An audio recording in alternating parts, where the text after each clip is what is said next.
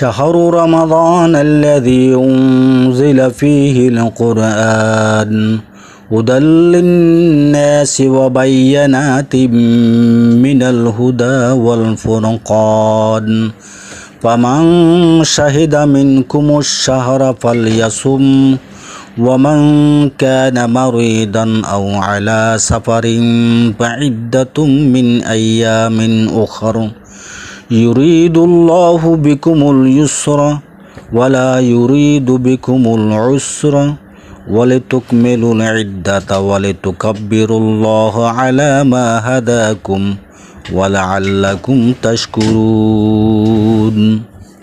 রমজান মাস যাতে কোরআন নাজিল করা হয়েছে মানুষের জন্য হেদায়েত স্বরূপ এবং হেদায়েতের সুস্পষ্ট নির্দেশনাবলী ও সত্য মিথ্যার পার্থক্যকারী রূপে।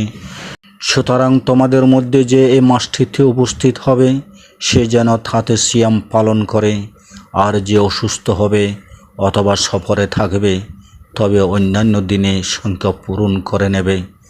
আল্লাহ তোমাদের সহজ শান এবং কঠিন ছান না, আর যাতে তোমরা সংখ্যা পূরণ করো এবং তিনি তোমাদেরকে যে হিদায়ত দিয়েছেন তার জন্য আল্লাহর বড়ত্ব ঘোষণা করো এবং যাতে তোমরা শুকর আদায় করতে পারো।